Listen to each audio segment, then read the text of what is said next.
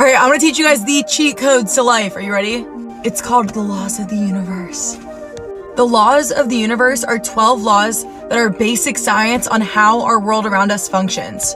If you don't fully understand the laws of the universe, your life may seem chaotic and completely out of your control. You may be so confused as to why these bad situations keep happening to you and why your social life is a certain way, why your love life is a certain way, why every guy that you talk to is a fuckboy. But once you fully understand the laws of the universe, you get how this whole life thing works. All right, so let me put you on. First law is the law of divine oneness.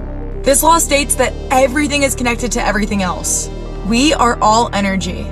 So everything we do, think, or say has a direct effect on everyone else around us. Think of this like a ripple effect. Let's say the night that your mom and dad were supposed to meet, your mom was debating on going out to that bar, and instead she decided to stay home. You would have never been born.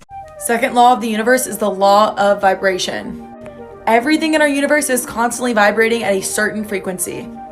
Even when you're standing still, if you were to put your finger under a microscope, you would see it shaking like this. We are constantly always moving at a certain frequency, whether we know it or not. Each of our emotions has their own frequency. Good feelings are associated with higher frequencies, while bad feelings are associated with lower frequencies. Say you got a text from your crush and you're feeling super giddy and you have all these butterflies and nerves, you'd be vibrating at a higher frequency. But say for days where you feel depressed and sad, you don't even want to get out of bed, you feel heavy almost, you'd be vibrating at a lower frequency. So through the law of attraction, things of similar vibration are attracted to each other. So whatever frequency you are vibrating at, you are going to attract people, situations, and things of the same frequency. If you want to attract better things in your life, you have to raise your vibration. Laws of the universe, part 3. I'm going to do the law of attraction first because I feel like you need to know this one to get the other ones, okay? All right, cool. So everything in our world is energy. And all energy vibrates at a certain frequency. Our thoughts have their own frequency as well. When your thought goes from one side of your brain to the other, that is energy in and of itself. And whatever energy that thought was thinking has its own frequency as well. Bad thoughts vibrate at a lower frequency, while good thoughts vibrate at a higher frequency. So through the law of attraction, energies that vibrate at the same frequency are attracted to each other. Like attracts like.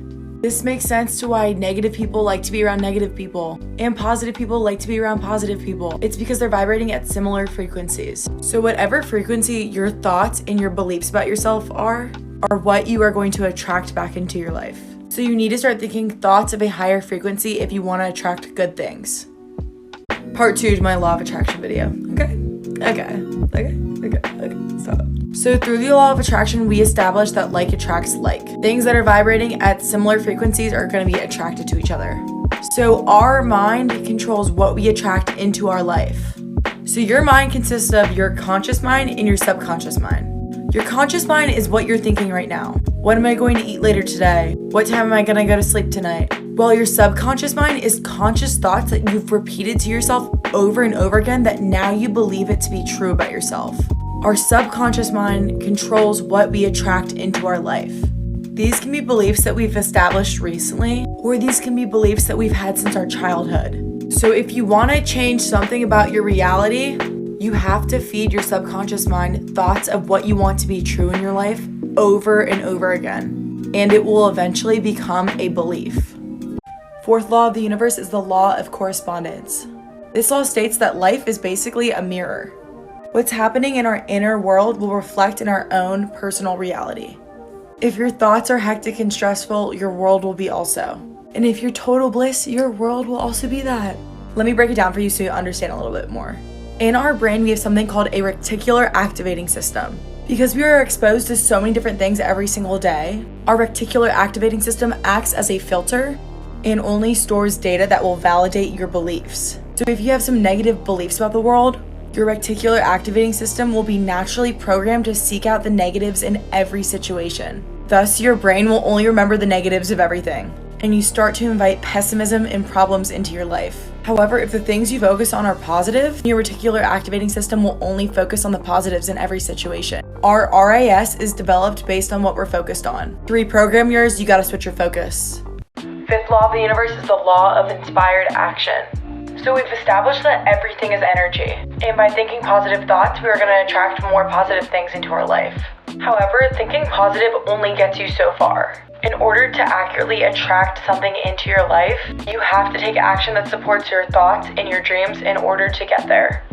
Action is energy in motion. So for example, say you want to attract new friends or a healthy relationship into your life. So if you're staying in the same routine and interacting with the same people every day, nothing is going to change. Try switching up your routine and getting outside your comfort zone more. If you get a gut feeling to go to a new coffee shop, then do it. Or if one of your coworkers invited you to go out with them and you were debating it, just do it. You need to give the universe an opportunity to introduce a new person to you. If you want massive change in your life, you have to take massive action. Sixth law of the universe is the law of cause and effect.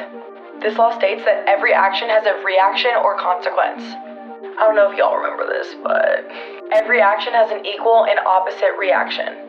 Nothing happens by chance and nothing is outside the universal law.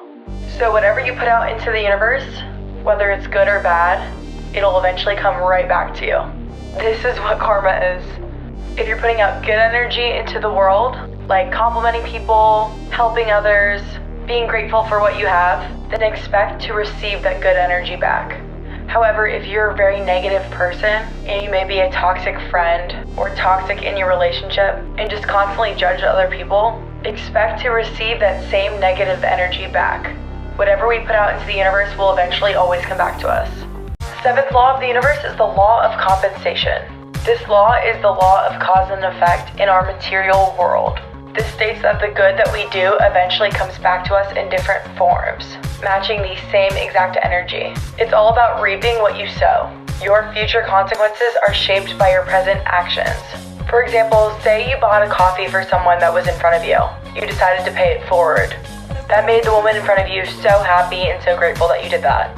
Then a couple of weeks later, you find a $20 bill on the ground.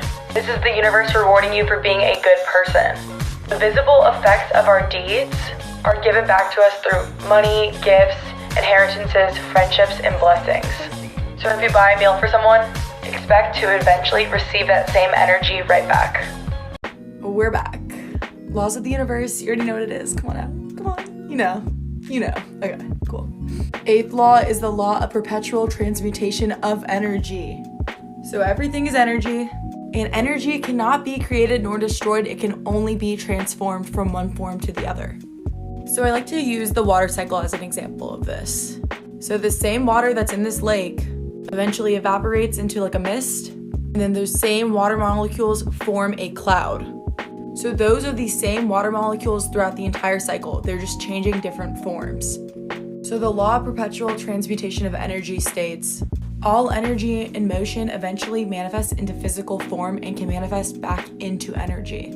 So when we think about the energy of our thoughts, if you repeat the same thought over and over again in your head, you are giving it more power and more energy every time you do that. If you do this repeatedly, it will eventually manifest into your life. Laws of the universe. Law number 9 is the law of relativity. This law states that nothing is inherently good or bad.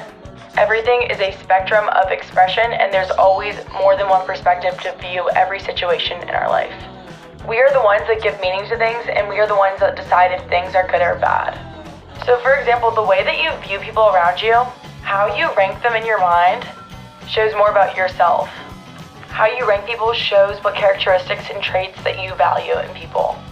You can also view it like this. Say there's two siblings that went through the same family trauma. One of the siblings hates life and feels like the world is against them. Sibling number 1 is constantly angry and sad at the world because it feels as though the world has wronged them. However, sibling number 2 finds opportunity in this. Sibling number 2 views this trauma as a lesson or something that will add strength to their journey. Use the trauma as fuel to go after their goals. All about perspective. 10th law of the universe is the law of polarity. This law states that everything is dual and everything has an opposite. If there's an up, there's a down. If there's light, there's dark. And if there's hot, there's cold. And if there's good times in life, there's gonna be bad times in life too. So use this law to realize that our life will never be 100% good all the time. If it was, we wouldn't know the value of those good times. We need times of adversity and we need rough times in our life to show us the value of the good times. or else we would never appreciate the good times in our life. So stay grateful, okay? 11th law of the universe is the law of rhythm. This law states that everything in our world vibrates and moves to certain rhythms. And these rhythms develop patterns in our life. Examples of this could be the seasons that we have with weather, or bad habits that we constantly find ourselves doing over and over again, or also good habits that we also find ourselves doing over and over again. Our life will continue to move in a certain pattern until we become aware of it and want to change it. For example, say that everyone that you dated in the past was super toxic. That situation will not change until you become aware of that pattern. Once you become aware that that behavior that they were putting out was toxic, and begin to raise your standards and set boundaries for yourself, that's when you'll break one of those old patterns and form a new pattern for yourself. Use this law to become aware of your patterns and change them if you want to. Last law of the universe is the law of gender. This law states that there's 2 different types of energies that both male and female embody. We have both of these energies within us at all times. So our feminine energy is our more creative and intuitive side. It's emotionally intelligent, empathetic, caring, kind.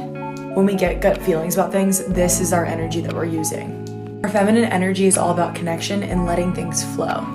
So our feminine energy is more about feeling things out, while our masculine energy is more just getting from point A to point B. Our masculine energy is like when we're on grind mode. This is when we take action, when we're determined to reach a goal, when we're organized, analytical, and when we're being a go-getter. Think about when you're trying to attract something into your life. You use your feminine energy to get specific on what you want, your creativity, and to help you visualize and daydream it, while you use your masculine energy to go after it and take action.